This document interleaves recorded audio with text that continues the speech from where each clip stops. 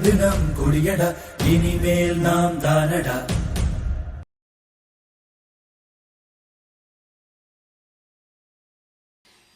ஆயுள் காப்பீட்டு கழகம், வாழ்நாள் காப்பீட்டு கழகம், இன்சூரன்ஸ், லைஃப், எல்ஐசி 60 விழுக்காடு தனியார் முதலாளிகள் கொடுத்தாச்சு. நாட்டின் பாதுகாப்பு 100 விழுக்காடு அந்நிய முதலீடு. என்ன இருக்கு உனக்கென்று இந்த நாட்டின் குடிமகனாக? எனக்கு இது இருக்கு. என்ன இருக்கு? சாதி இருக்கு, மதம் இருக்கு, மோதிக்கொண்டு செத்தாயானால் புதைக்க சுடுகாடு இருக்கு. அதுவும் சில சாதிக்கு இல்லை. இதை தவிர ஏதாவது எனக்கு இருக்கு, என் நாடு வைத்திருக்கிறது என்று எழுந்து நின்று ஒரு மகன் சொல், நான் இறங்கி வீட்டுக்கு போறேன். ஒருத்தன் சொல்லு, என்ன வைத்திருக்கிறது? எதற்காக இந்த தேர்தல்? 1,00,000 கோடி செலவு. இது நேர்மையா தேர்தல்? அது தேர்தலா? நீ வீர மகன், நேர்மையான தலைவன், 40 தொகுதி புதுச்சேரி உள்ளிட்ட எங்களுக்கு ஒரே கட்டமாக தேர்தல் நடத்துகிற நீங்கள் இதே 40 தொகுதி இருக்க பீகாரில் ஏன் 7 கட்டமாக நடத்துகிறீர்கள்? உங்கள் நேர்மை. 42 தொகுதி இருக்கிற மேற்கு வங்கத்தில் எதற்கு 7 கட்டமாக நடத்துகிறீர்கள்?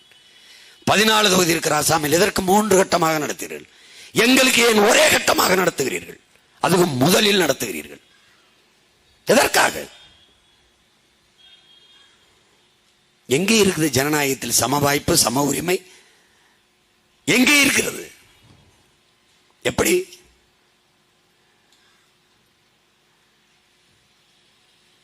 வாக்கு எந்திரம், அது விவிபேட எண்ணுங்க, அல்லது வாக்கு எந்திரத்தை விட்டு வாக்குச்சீட்டு முறைக்கு வாங்க. உலக நாடுகள் எல்லாம் வாக்குச்சீட்டு முறைக்கு வந்து விட்டது என்று சொன்னால், மாண்புமிக்க நீதியரசர் சொல்றார், அது எண்ணி முடிக்க 12 நாள் ஆகும் அப்படின்னு. மனித ஆற்றலை குறைக்கத்தான் எந்திரத்தை கொண்டாந்தாங்களாம். 28 கோடி மக்களை பசியோடு படுக்க வைக்கிற நாடு சொல்லுது மனித ஆற்றலை குறைதான், அவனை சிரமப்படுத்தாம இருக்கிறதுக்கு. ஏண்டா தாளை வச்சு இப்படி குத்தி இப்படி மடிச்சு போடுறதுல மனித ஆற்றல் வீணாயிருதா, செலவாயிருதா? எப்படி? 12 நாட்கள் ஆகும் என்கிறார்கள். ஒரு மாநிலத்தில் 7 கட்டமாக தேர்தலை நடத்த எடுத்துக்கிற நீங்கள் 12 நாட்கள் என்ன என்ன என்ன ஒரே நாள் எண்ண முடியாத? இந்த வாக்காகத்தில் அங்கே ஆசிரியர் பெருமக்கள் எல்லோரையும் முகவரா போடுகிறீர்கள். அவர்கள் தான் கையில் மை வைத்து கொடுக்கிறார்கள், சீட்டை போட்டு வர்றோம். தேர்தல் முடிஞ்சோன்னா அவங்க அந்த பூத்தில் அதிகபட்சம் 300, 400, 500, 1000 வாக்கு தான் இருக்கும். என்ன சொன்னா 5 நிமிஷத்துல, ஒரு அரை மணி நேரத்தில் எண்ணி இந்த வாக்ககத்தில் இவ்வளவு வாக்கு இந்த கட்சிக்கு விழுந்திருக்குது, இந்த கட்சிக்கு விழுந்திருக்குன்னு சொல்லிட போறான். இது என்றதுக்கு எதுக்கு என்ன சிரமம்? என்றதுக்கு என்ன சிரமம்? தேர்தல் 20 நாளில் என்பதற்கு 44 நாட்கள் எடுத்துக் கொள்கிறீர்கள். 12 நாட்கள் எடுத்து என்னால் என்ன குறைந்துவிடும்? சந்தேகம் வருது, அதுக்குள்ள தவறு நடக்குது, தெரியுது, அது எல்லாருக்கும் தெரியுது. எந்த நாடு உலகத்தில் இந்த வாக்கெந்திரத்தை வச்சிருக்கு? நைஜீரியா, இந்தியாவை தவிர. பங்களாதேஷ் வச்சிருந்தது, கடைசி அதுவும் கைவிட்டுட்டது. என்ன முடியாதுன்னு எப்படி சொல்ல முடியும்? ஒரே நாள்ல பணம் செல்லாதுன்னு சொன்ன பரமாத்மாவுக்கு ஒரே நாள்ல ஓட்ட என்ன முடியாதா? என்ன முடியாதா? ஒரே நாள்ல பணம் செல்லாதுன்னு சொன்ன பிதாமகன் என் நாட்டில் ஒரே நாள்ல சாராயம் இல்லை மூடு என்று சொல்ல முடியாதா? சொல்ல முடியாதா? எப்படிப்பட்ட மேதைகள் பாருங்க. கிளீன் இந்தியா கொண்டு வந்தார்கள். யாராவது இப்ப இறங்கி கூட்டுவதை பார்த்திருக்கீங்களா? அந்த ஒரு 6 மாசம் குப்பையை இவங்களே குடையில கொண்டு வந்து கொட்டிட்டு ரெடி கமான் கூட்டிட்டு இருந்தாங்க. போட்டோவுக்கு போஸ் கொடுத்துட்டு இருந்தா யோக்கியங்களுக்கு, நீ மறுபடியும் கிளீன் இந்தியா. தூய இந்தியானா என்ன? ஏழ்மை வறுமை இல்லாத நாடு, பசி பஞ்சமில்லாத நாடு, ஊழல் லஞ்சம் ஒளிந்த நாடு, சாதிய இழிவு தீண்டாமை இல்லாத நாடு. பாரு வலையொலியில தாகத்தில் நிற்பவனுக்கு 3 பேர் சுத்தி நின்றுகிட்டு அடிச்சு, செருப்பு இருக்குல்ல, செருப்பு இப்படி வச்சு செருப்புல தண்ணியை ஊத்தி அதை குடிக்க வைக்கிற நாடு இது. இருந்தா என்ன, செத்தா நாடு. இதுக்கு ஒரு தேர்தல், ஒரு வெக்கம் மயிர் இல்லாம தேர்தல். தாழ்த்தப்பட்ட பிள்ளைகள் தண்ணியை கிணத்துல எடுத்து குடிச்சிட்டான்னு கட்டி வச்சு அடிக்கிறானடா, கட்டி வச்சு அடிக்கிறானே. உன் நாட்டில், இந்த நாட்டில் வாழ்றதுக்கு வெக்கப்படுறா. ஒரு சிங்கத்துக்கு பேர் அக்பர்ரா, பெண் சிங்கத்துக்கு பேர் சீதா. விலங்கியல் காப்பகத்தில் 2 சிங்கத்தையும் சேர விட மாட்டான்டா. இந்த அயோக்கிய பயில்கிட்ட நாட்டை கொடுக்க போறியாடா? டேய், பைத்தியக்கார பயில்களுக்கு பிறந்த பைத்தியக்கார பயில்களே, சிங்கத்துக்கு தெரியாதுடா அது சிங்கம்னு. எருமைக்கு தெரியாது எருமையே அது எருமைன்னு நீ தான் பேர் வச்சிருக்க. பன்னிக்கு தெரியாது பன்னியே அது பன்னின்னு, நாய்க்கு தெரியாது நாயே அது நாயின்னு. நீதான் நாயின்னு பேர் வச்சிருக்க. ஐ ஆம் சிங்கம், ஐ ஆம் லைன் அது சொல்லிச்சாடா பைத்தியக்கார பயலுகளா? அக்பர்னு பேராமுங்க, சீதான்னு பேராமுங்க, சேர்ந்துடக்கூடாதாமுங்க, மத கலப்பான். டே இவங்களுக்கு எப்படா நீ ஓட்ட போட்டு உறங்குவ? இதுக்கு வழக்குடா, நீதிமன்றத்துல வழக்கு, அதுக்கு ஒரு தீர்ப்பு. என்ன பத்தா அம்மா அம்மா இது என்ன என்ன பண்ண சொல்ற? அந்த சிங்கம் என்னடா நினைக்கிட்டே, என்னோட லவ்வரா, மை டார்லிங், எதுக்குடா நீ என்னை எடா பாய்த்திக்கிற டே, என்னடா என்னை சேர விட மாட்டேங்கிறாங்க. எப்படி இருக்கும்? ஏய் கொஞ்சம் சிந்திச்சு பாருடா.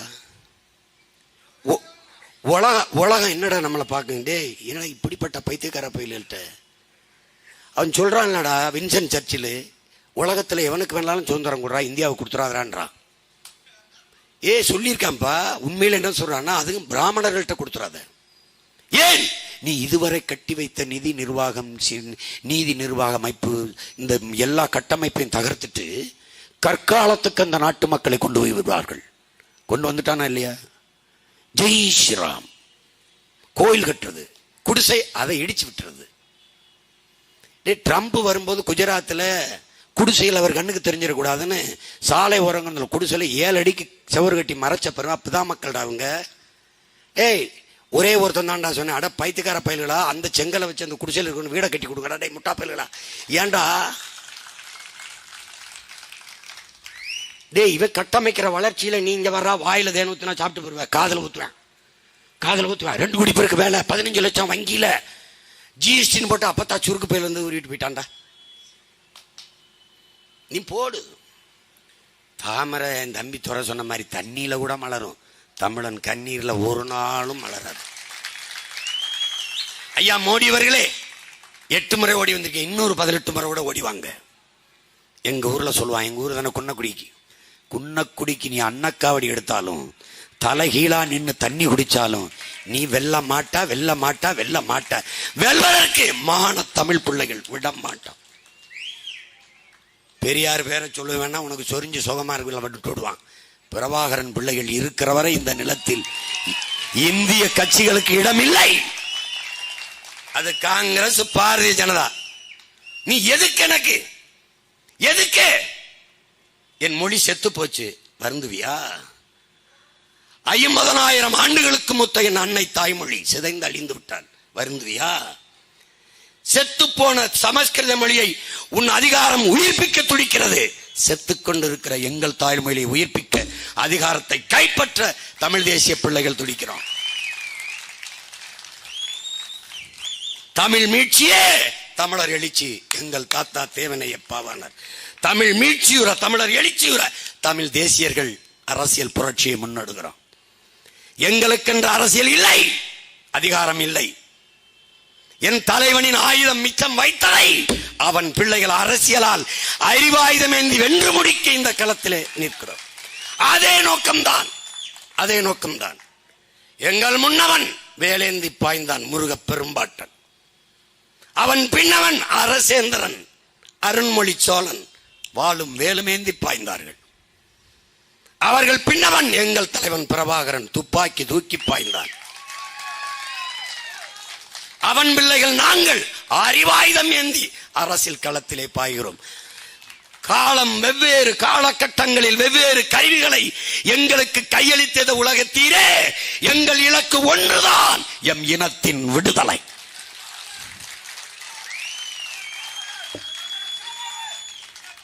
என் மொழி மீட்சியுற வேண்டும், என் இனம் எழுச்சியுற வேண்டும், என் நிலத்தின் வளம் பாதுகாக்கப்பட வேண்டும்.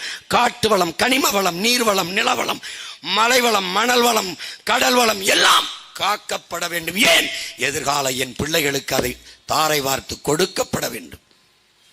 அவர்கள் வாழ்வதற்கு வாய்ப்பான நிலமாக என் தாய் நிலம் இருக்க வேண்டும். குடிக்க நீர், படிக்க கல்வி, பார்க்க வேலை, எரிக்க மின்சாரம், பயணிக்க சரியான பாதை, பசி என்ற சொல்லில்லாது வறுமை ஏழ்மை ஒளிந்த நிலம் என் தாய் நிலம் என்று மாற்ற துடிக்கிறோம். என் மக்களிடத்திலே இருகை ஏந்தி நிற்பது வாக்குக்காக மட்டுமல்ல, வருங்கால என் தம்பி தங்கைகள் எதிர்கால சந்ததியினரின் வாழ்க்கைக்காக. ஓட்டு கேட்டு நிற்கிற பிள்ளைகள் அல்ல, என் நாட்டின் உரிமையை மீட்க கேட்கிற பிள்ளைகள், வந்து நிற்கிற பிள்ளைகள். என் அருமை சொந்தங்கள், எங்களை பாருங்கள், பாருங்கள், எங்கிருந்து வருகிறோம் என்று பாருங்கள். எங்கிருந்து? இங்கிருந்துதான். 15 ஆண்டுகளுக்கு முன்பு இந்த கூட்டத்தில் ஒருவராக இருந்த பிள்ளைகள் இன்னைக்கு முன்னால் வந்து நிற்கிறோம். ஏன் இதெல்லாம் மாறாதா? இந்த துயரம் தீராதா? இந்த கர்மம் ஒழியாதா? இந்த கொடுமை சாகாதா என்று புலம்பி புலம்பிக் கொண்டிருந்த என் மக்களிடத்திலே இருந்து இந்த அழுகை, புலம்பல், அரட்டல், இதுக்கெல்லாம் ஒரு முற்றுப்புள்ளி வைக்க வேண்டும் என்றுதான் உங்கள் பிள்ளைகள் இந்த களத்திற்கு வந்தோம். எங்கள் தலைவன் என் இனத்திற்கு வேண்டியது விடுதலை, அதற்கு விலை என் தலையே ஆனாலும் சிக்கல் இல்லை என்று நின்றான். அதேதான் எங்கள் முன்னவர்கள் எங்களுக்கு கற்பித்தார்கள், எங்கள் தலைவன் எங்களுக்கு கற்பித்தான். நீ சரணடைந்து வாழ்வதை விட சண்டையிட்டு சாவது மேலானது. ஏன் கூட்டணி வைக்கவில்லை? அதுதான் காரணம். சரணடைந்து வசதியாக கோடிகளை பெற்று, சீட்டுகளை பெற்று, வென்று பதவியில் இருந்து வாழ்வதை விட சமரசம் இல்லாமல் சண்டை செய்து சாவது மேலானது. 3 கூட்டம் பூரா அயோக்கிய திருட்டு கூட்டம். ஒருத்தனை எதிர்கொள்ள முடியல. பிரபாகரன் பிள்ளை ஒத்தையா நிக்கிறேன். நீ மொத்த பேரும் கபாலி படத்துல ஐயா ரஜினிகாந்த் சொல்லுவால, ஒத்தையில நிக்கிறேன், ஒத்தையா வரியா மொத்தமா வர்றியான்னு. நீ என்னைக்கு ஒத்தையா வர போற? ஹீரோடா. பயந்து வில்லன் தான் 100 பேரை கூட்டிட்டு வந்து ஒருத்தனை ஒரு அடி விழுந்தோன்ன அவன் 5-6 பேர் அடிச்சோன்ன அப்புறம் கடைசியா வழியெல்லாம் மோதிச்சாகிறது. நான் மெயின் ரெவடியோட முதலாளு. அல்லக்கை இல்லக்கை இந்த எடுபிடி ஸ்ட்ரைட்டா மோடி தான். எதுக்கு அண்ணாமலை வாப்பா. இந்த வருத்தப்படாத வாலிபர் சங்கத்துல அவன் சீரியஸா தான் பண்ணிட்டு இருப்பாங்க. ஒருத்தர் ஓரமா போய் விளையாடுங்கப்பா, சண்டை விட்டு இருப்பாங்க. அது மாதிரி தம்பி அது ஓரமா போய் விளையாடுப்பா. நீ என்ன ஊராங்கச்சியில இருந்துட்டு ஓங்கி ஓங்கி பேசிட்டு இருக்கிறாங்கப்பா. மோடி நிழல் இல்லைன்னா நீ கறியை செத்து போயிருவேன். என்ன தேவை பேசிட்டு இருக்கிறது? அதை அழித்து விடுவேன், இதை ஒழித்து விடுவேன். தம்பி உன்னை மாதிரி பேசணும்லாம் ரொம்ப பேர் அந்த கட்சியும் பார்த்துருக்கு, நாடும் பார்த்துருக்கு. எடப்பாடி கட்சியை அழிப்பேன்ற அவராத அந்த ஐயா அந்த கட்சியின் பொதுச் செயலாளர் அவர் இருக்கிறவரே இருப்பார். நீ எவ்வளவு நாள் இருப்ப அவங்க கட்சியில்? இது ஏன் கட்சி? நான் வடிவமைச்ச கொடி, நான் வகுத்த கொள்கை, என் ரத்தம் வேர்வையா ஓடுது பத்தியா, அதை சிந்தி நான் வளர்த்த கொடி. என் பேச்சு இது என் பேச்சு இல்லை, என் மூச்சு.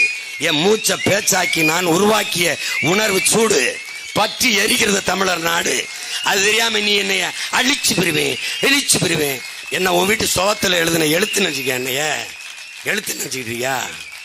தம்பி தீபத்துல எரியிற விளக்கு நெருப்புன்னு நினைக்காது, ஊதி எனக்கு காட்டு தீ பற்றி எரியுங்க. வாய்க்கு வந்ததை பேசிட்டால. நீ பெரிய கொம்பன், என் சின்னத்தை தூக்காம என்னோட நின்று மோதி இருக்கணும்டா. நீங்க எல்லாரும் அவன் சின்னத்துல போட்டிடுறீங்க.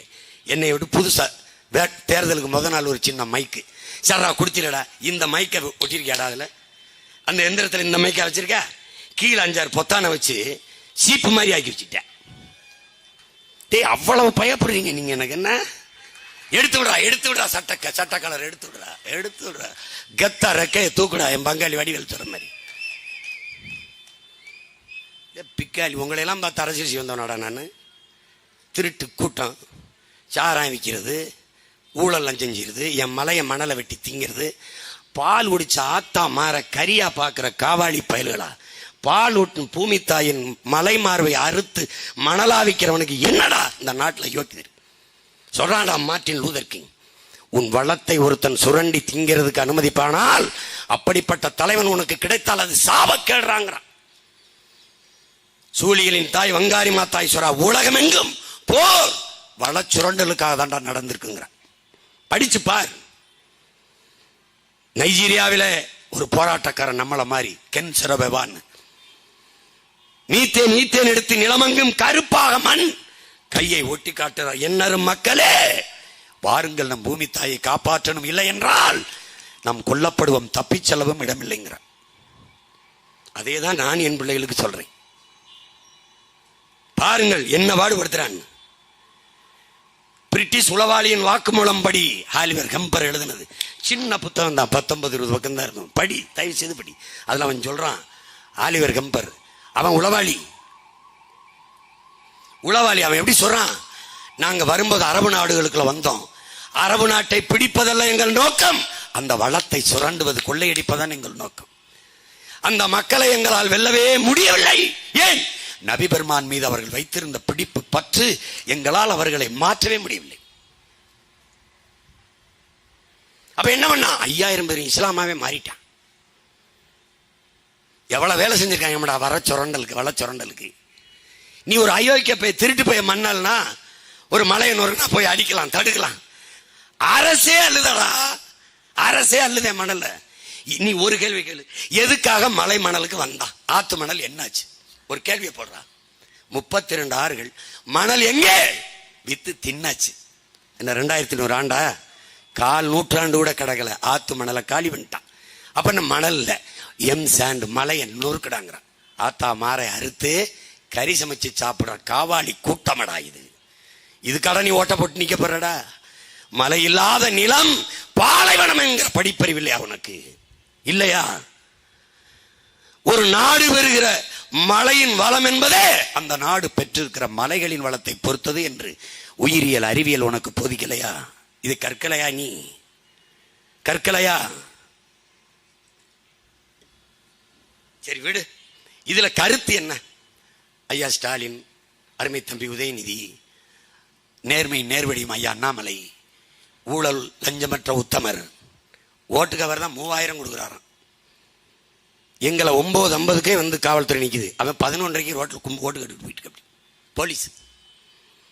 அவர் செஞ்ச பணி என்னம்ல, தமிழ்நாட்டில் இருக்கிற அத்தனை அக்யூஸ்டையும் சேர்த்து பாரதிய ஜனதா கட்சியில் பூரா ரவுடி, திருட்டு பைய, சாராயம் எல்லாத்தையும் சேர்த்து விட்டு அப்படி. அவர் காசு கொடுக்குறவன் யார் தெரியுமா? கோயம்புத்தூர்ல வேலை செய்யறது மண்ணலி வித்தவன், மலையை குறைஞ்சவன், கிரஷர் வச்சிருந்தவன், அவ்வளவு பேர் இங்கே வா எனக்கு வேலை செய்ய காசு கொடுன்னு கூட்டி போயிட்டு அப்படி. அவங்க பல பேர் பாரதிய ஜனதாவில் மந்திரி கணக்கிலே போட்டிட்டு இருக்காங்க, தெரியுமில்ல உங்களுக்கு? இப்போ எங்கள் மாமா நயினார் நாகேந்திரன் இந்த பாடுபடுத்துறது எதுக்கு தெரியுமில்ல? சீனியர்னு அவருக்கு ஒரு மந்திரி கொடுத்துட்டா நமக்கெல்லாம் போயிருமில்ல. இவன் தான் அந்த 4 கோடி போகுதுன்னு பிடிக்கிறது சொல்றது இவர் தான், எஃப்ஐஆர் போட சொல்றது இவர் தான். இவங்க தான் எப்படி இருக்கு பாருங்க.